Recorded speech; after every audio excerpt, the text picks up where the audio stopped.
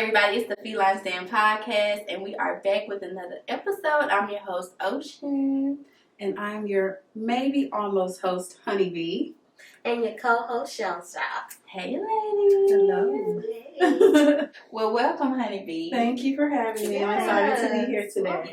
Yes. Before we start this episode, everybody, I want y'all to come on in, like this video. And if you like Honeybee, make sure you drop her names down in the comment below.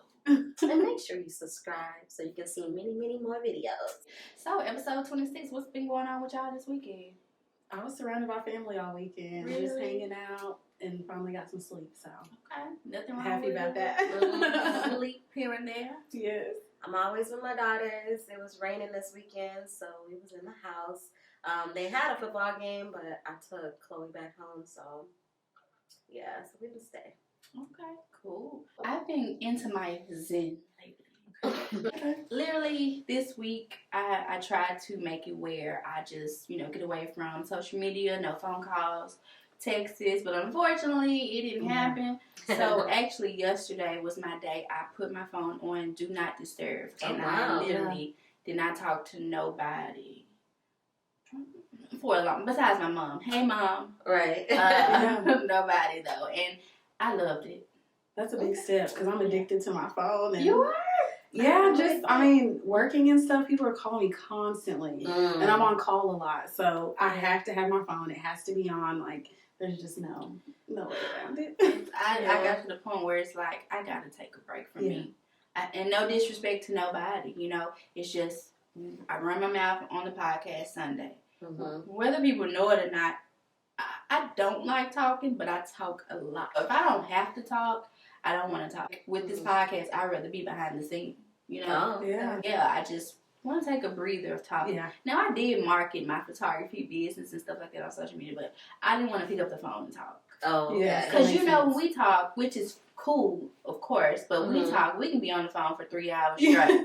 Yes. And then I have another friend, we can be on the phone 5 hours straight, a guy. And then it's like, okay, then other people call an hour here. Look. Yes. Yes, I'm on the phone all day. So. And then you look up It's a lot. Yeah. Because it's like, yes. That's how I get distracted in the morning. I'm like, okay, I got up 2 hours earlier. I need to go here. I need to do there. And then I'm still rushing because I've been on the phone all morning.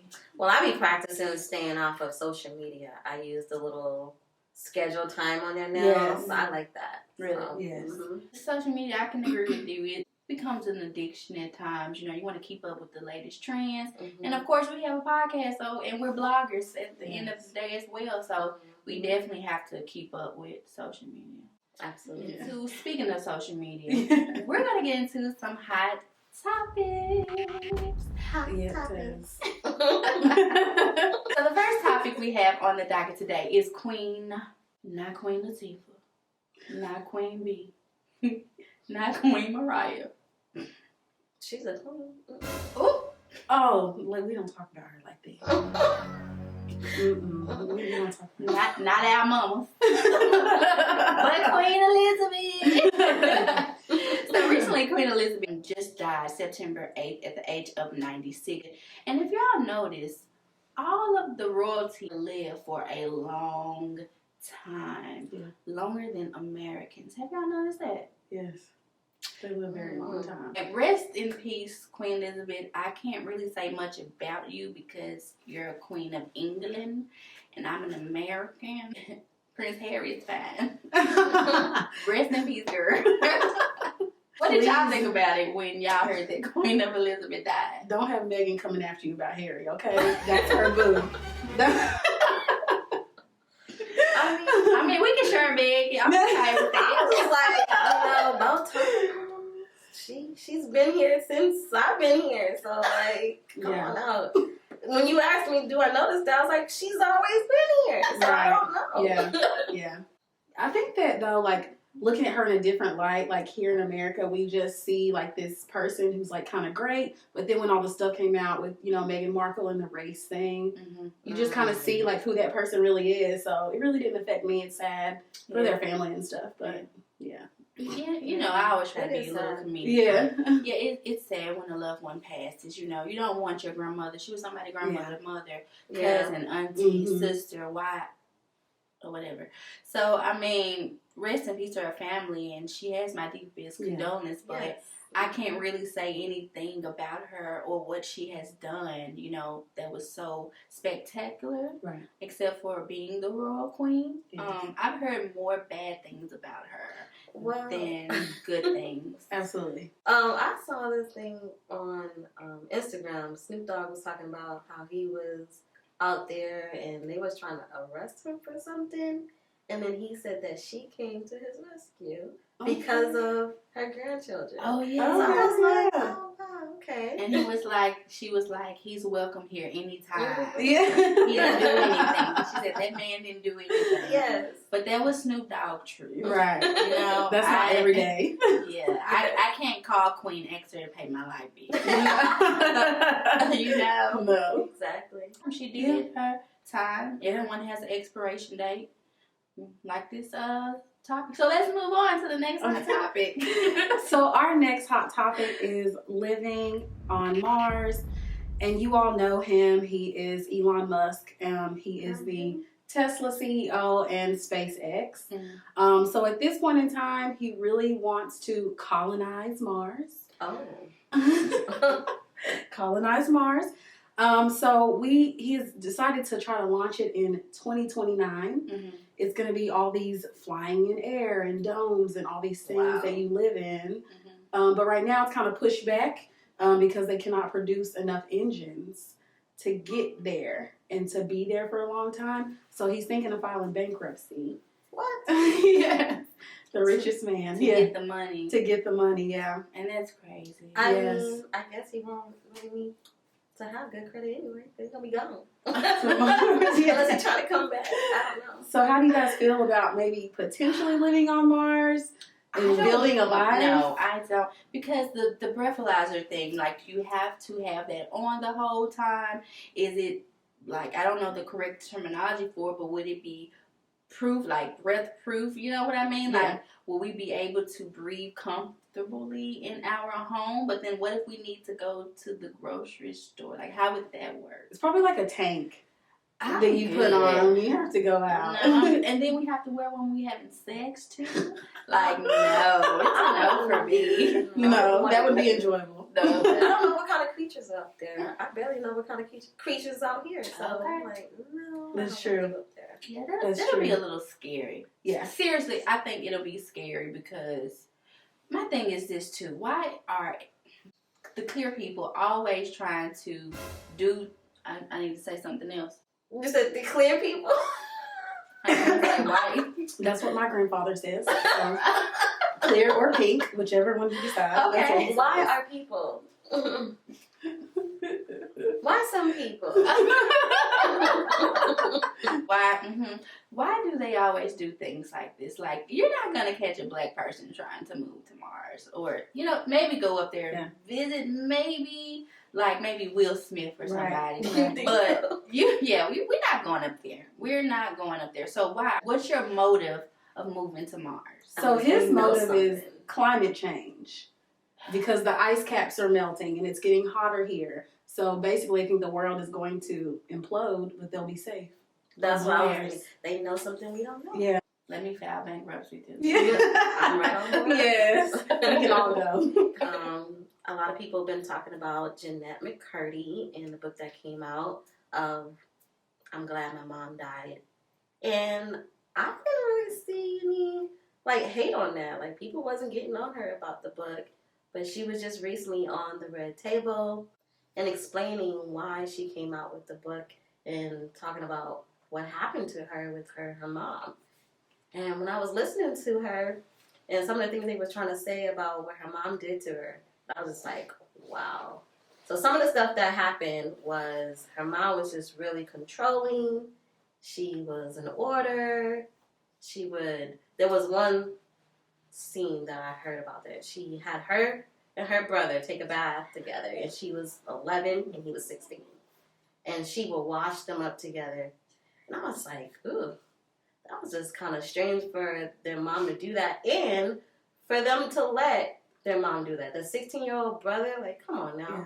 Are you going to let your mom wash you along with your 11-year-old daughter or sister? So I was just like, okay, that was weird. But I just didn't really know that was too much that was going on with her when she was playing on the iCarly show. So what do you guys think about it? Yeah, I was just going to say, didn't she play on iCarly show? I don't know how she look as of now. I did hear about the red table talk, but I think that's insane. It's definitely giving mental illness, and that is real, and I think we do take that lightly these days now. I don't want to go to race, or make this a race thing, but basically in our community, we take it lightly, and they don't. So I just don't understand, like, by her being a star and everything, like, why she didn't get the help that she could have gotten. Even though writing books and writing poems are therapeutic, but that she was a child, Yeah. I'm thankful that she's sharing that story with us today because, she don't know who she could help. Yeah. And we may have similar situations. I appreciate her for being bold and coming on to the red table, which is a major platform as well, to speak her truth, and I'm definitely interested in reading her book. Her mom sent her an email when she saw her go out on a date with a guy that was about 15 years older than her. Yeah. But, like, she sent her a hate email, and I was like, wow. Like, some of the stuff that she sent her was crazy to me. Like, you're a slut, and just call her out of her name. And then at the end of the letter, she gonna say, we need a new refrigerator. I was like, what kind of mess is that? But that's crazy. That's not Yes. Yeah, it is. It is. So Jeanette spoke a lot about her fame was like her mother's fame. So when Jeanette made money, it was her mom's money. And so she always felt like she had to, like, be this person and go out and get these roles, because if she didn't, her mom would get really upset because you missed a check, So her mom had all that control over her for all those years. She even restricted her diet, so, like, she wouldn't go into puberty and all those kind of things to keep her getting those roles as a young girl, because it made more money on Nickelodeon. It was just more appeasing to the public. That's crazy. Yeah, she said that she wasn't the one that wanted to do it. It was her mom. Yeah. She was living through her daughter. So I was like, wow, that's crazy. Yeah. And that's mostly the case of these upcoming stars. Their parents are living through them. Yes. And then once they get older, they try to control you and be like, well, if it wasn't for me, you wouldn't be here. So now they make them feel obligated that they have to do those things That's for exactly them. what she did. And they're like, no, I don't have to do these things for you. I'm grown now, Yeah. But her mom got really jealous, though. Like, as she rose to fame, like, her mom was like, well, this should have been me. Wow. See? That's ridiculous. And I'm sure there's many stars, like young stars out there that dealt with that. Yeah. So Yes, I hope her story helps. Yeah. I was going to say, even I've known some people, average people, non-celebrities that live their life through their daughters. And they would dress their daughters up a certain way, too grown looking. Or if their daughter had a particular boyfriend or go out and the daughter is getting, more attention than the mom. The mom feels a certain way. Oh, yeah. And so I just feel like that's an illness. It has to be. Yeah. It has to be. For your own sake, to be jealous of something that you created that came out of you. Yeah, it happens every day. No. Yeah, it does. And speaking of bathing 16-year-olds, my son's 12. I don't bathe him. No. Like, come on now. Now, I may go in and check because he's 12. Right. And sometimes boys don't properly wash themselves, Yes. Maybe girls too. I don't know. I just have a boy. So I will go in and check on him and be like, hey, did you wash up under your arms? Because you was a little musty before you got in the shower. And if you be like, yes, ma'am, let me smell him. Go wash again and I leave, because I want him to know to be clean. Yeah. And you have to teach your children to properly wash themselves, especially when they're going through puberty. Yes. No diet can stop that.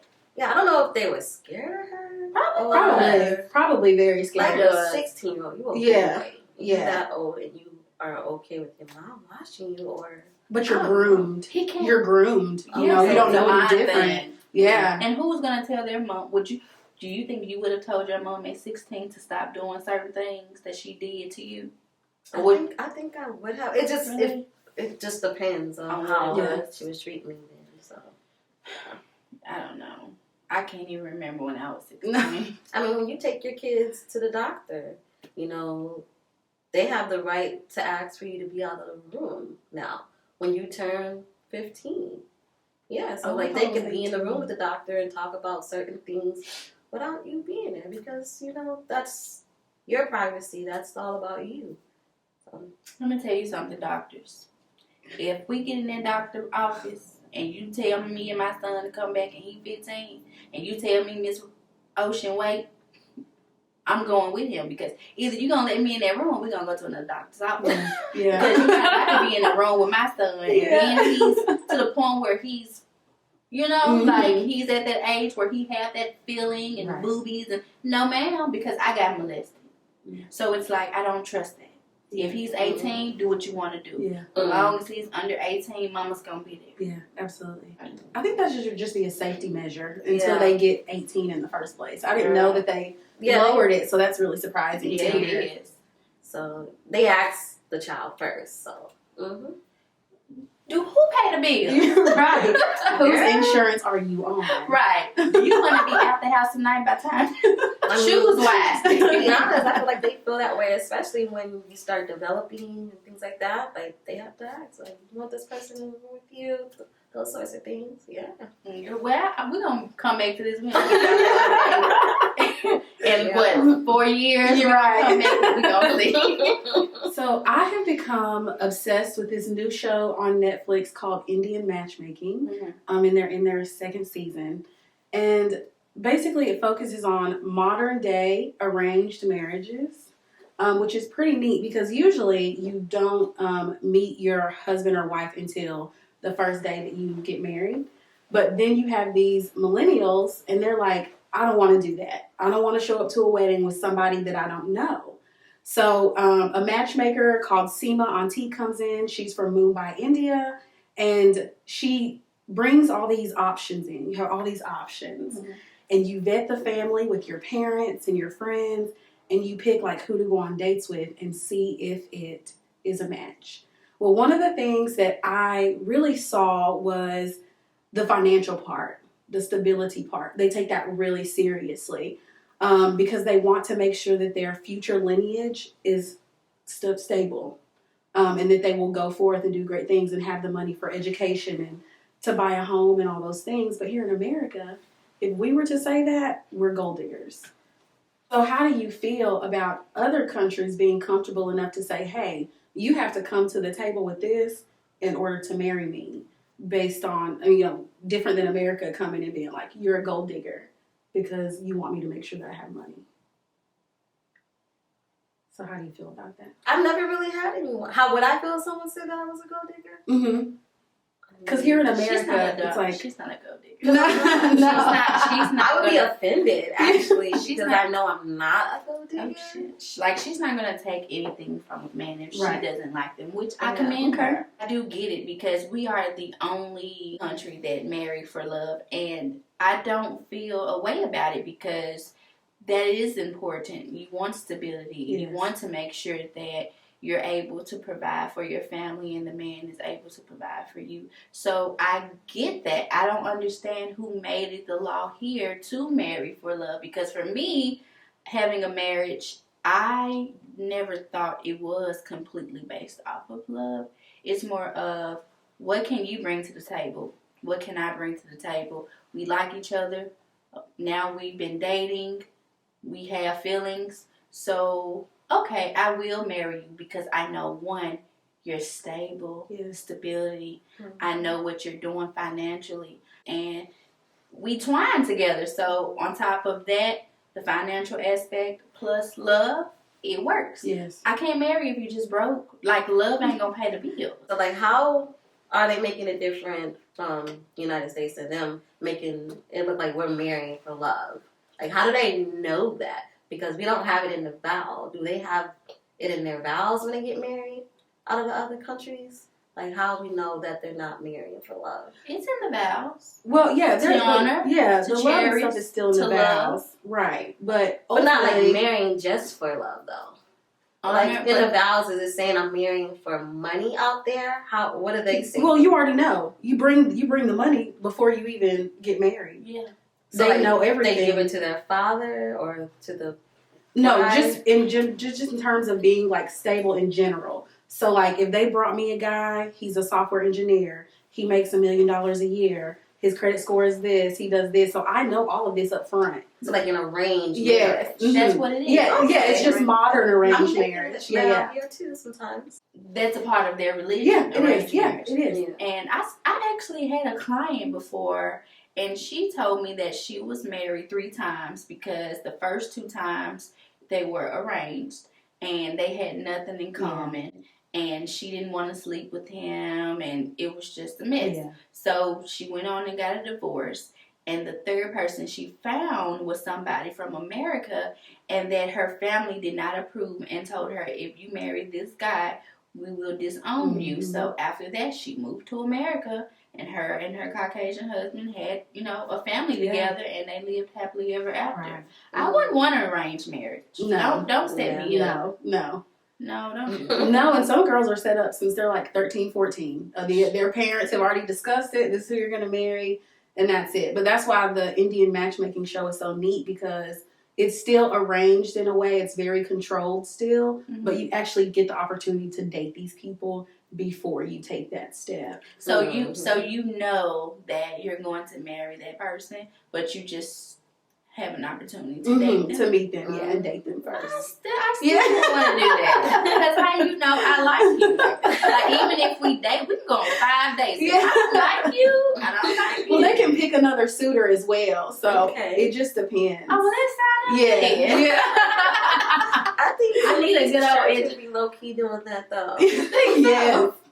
These Christian churches. Ooh. Like, your son's so handsome, he could be great for my daughter. I made a profile on Christian Mingle before. I'm for real. There's some creepers on there. There's nothing Christian about it, okay? So that's why I don't. They're creepers. No. So did you made a profile before? Yeah, I just went on there for some years ago to see, and it's just creepers. Like, What I tell you? They're weird. No, can't even do Christian either. Listen. No. I mean, listen, I'm trying, shit. I'm trying. Have you done Tinder? I'll be honest. I've done a lot of dating apps because every time I move somewhere differently, I want to see the men. Yeah. And if I'm not going out, then I use that to scroll and see. Mm-hmm. So when I moved here, I created a Tinder. Well, first I did a POF. It is so ratchet. The worst. I'm not Plenty of fish. Oh wow. Yeah. Yeah, Plenty of Fish. And then I think I met Justin on Plenty of Fish. No wonder. I need a backstory. I'm sorry, Justin. So he is somebody I met when I moved here. We just hit it off cool. He was real cool, silly, and that's what I liked about him at first. But then he plays so much to the point now I be like, damn, he get on my nerves. But then it's like I can't stop liking his personality because he's so nice. Yeah. Even though he got flaws. But he's my partner when it comes to especially the podcast. And he's been around since day one. Not day one, but a while. Help me critique people and stuff like that because he into potting too. So that's where we kind of, cool at. Yeah. But anyway, so let me get back to the other apps. So I did Tinder, I did Christian Mingle, I did Black People Meet, and then I met my sugar daddy. Oh, I met a sugar daddy, y'all, on Tinder. Come through. But he fired me. Oh no. The girls. If I just go out and meet somebody, I'm cool with that. I don't want to do that anymore. Talking on the phone, FaceTime, and then go out. I'm just over it. Yeah. Online dating is weird for me because I grew up very traditional. So I've always only dated one person at a time. Okay. And had tunnel vision, which I learned when I was an adult. I didn't know that was a thing. And so some people tell me oh, don't put all your eggs in one basket. And I'm like, what does that mean? I don't know what that means. I didn't get it. So I literally only date one person at a time. And I think that it's great, for people that want to have options or whatever, but I feel like I'll get distracted. Exactly. First of all, you shouldn't put all your eggs in one basket. Yeah, okay. Because you never know listen, You limit your options when you do that. It's okay to date. Now, does this mean you have to be intimate with them? No. No. Hey, let them know, like, hey, I'm not trying to be intimate with you, but if you still want to get to know me, you know, I'm just dating people to figure out who is it that I really like. And you have some men that'll be like, all right, cool, because they doing their thing. Right. So it's like, date who you can until you find that person. Yeah. That's what I would say. That makes a lot of sense. Well, I was getting slapped on the hand by nuns as a kid, so that was not a thing. She actually believed in one person and dating. Yeah. And nothing's wrong with it. We all have our own little definition when it comes to dating. Like, dating is more serious to me than it is to a lot of these people out here. Same. Yeah. So, I'm like, so you have your own belief in dating, I have my own belief. So y'all are dating for marriage, basically? Absolutely. Mm-hmm. Oh. Absolutely. Yeah. Okay. I don't feel like there's no reason for me to waste my time or yours if I feel like it's not going anywhere. Exactly. Yeah. Well, I have an announcement. Because she's always telling me, like, you need to settle down. You need to be in a relationship. And I'd be like, no, I'm not ready, or I don't want to. And since I've had this week to just think about some things and stuff and reevaluate my life or whatever. My life. She's so country. I think I'm ready to date. Okay. Because I had a situation recently and somebody hurt my feelings. Yeah. And it's like, you know what? I need to start dating. Yeah. That's true.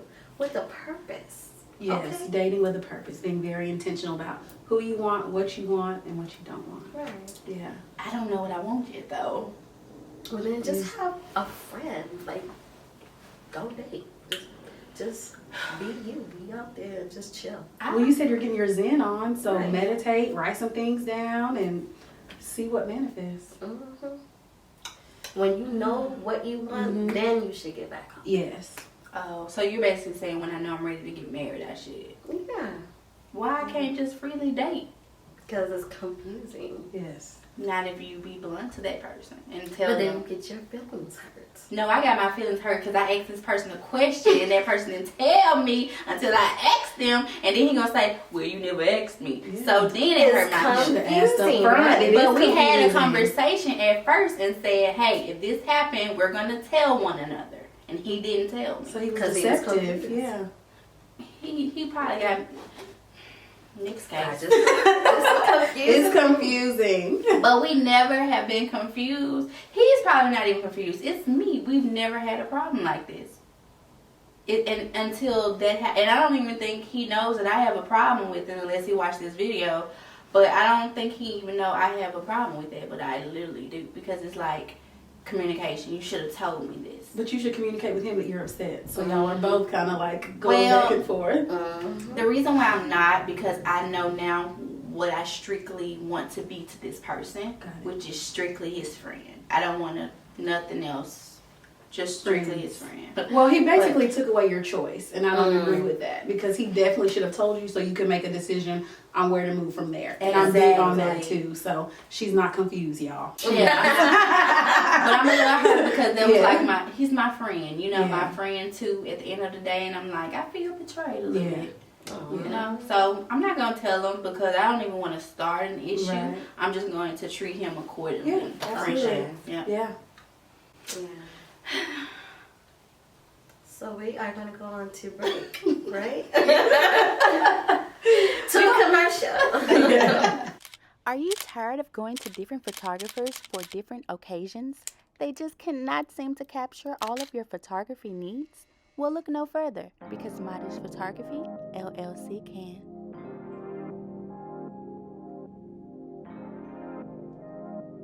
Providing you HD and 4K quality, located in the Nashville, Tennessee area. Don't worry, destination certified. Also selected as Nashville's top 40 under 40 entrepreneurs of 2021. Still not convinced? Scan the QR code, it'll take you straight to the website. Don't forget to take a look and then book. Let's get into Regina Hall and what she's been getting into. She recently just came out with 2 new movies that I watched over the week, and I love me some comedic actors. You know, if you don't know who Regina Hall is, She is well known on the Scary Movies, Menace Society by drinking gin juice or something like that. Well, I know you don't. She looking like, what is she talking about? I'm trying to remember that movie, but another movie she played in that I love is The Best Man. She didn't have a huge part, but her part I remember. She also played on Love and Hip Hop. She played Sanaya's older sister, so she's a really good actress. But these two new movies that she came out with was one off of Netflix with Kevin Hart, and it's called Me Time. That movie was so funny to me. And I love me some Kevin Hart. Some people don't think he's funny, but I think he's really funny. I love all the movies he do, and I feel like I love the movies that he does with Regina the most, because with them two together, like, it's just, I would love to go on a date with them two. Just sitting there, just watching them talk, because if you throw anything at them, they're going to come back, and they're just so funny to me. One movie that Regina Hall was just in that everybody is talking about is called Hung for Jesus, Save My Soul. So this is one scene on the movie that they was talking about. It's called Nuck If You Buck from Crime Mob. And they was basically telling them that they didn't look right when they was rapping it because they know that they just learned the lyrics. And I was like, well, if you think about it, Regina Hall is about 50-something years old. She didn't know nothing about that song when it came out. You're beautiful, by the way. But I don't really know that song too well either, and I'm the same age as the rappers in that song, so they were just really getting on her about that. So it was just crazy to me. But she did a really good job. You can watch the movie on Peacock. Once again, it's called Hung for Jesus, Save Your Soul. You can also watch the movie that she's in with Kevin Hart. It's called Me Time, and it's on Netflix. But what do you all think about the whole saying about her not knowing the Nuck If You Buck song? So I have not seen the movie, but I did read a lot of the articles about that, and neither her nor Sterling knew that song, so they definitely did have to learn it. But one of the good things that came out of it was Princess, the actual girl that rapped that verse in Crime Mob, invited her to, when she comes to California, to rap that verse with her on the Millennial Tour with Issa Rae. So maybe we'll see Regina up on stage rapping the song that she just learned. I'm your girl Shell Shock, and that was your Celebrity Scoop.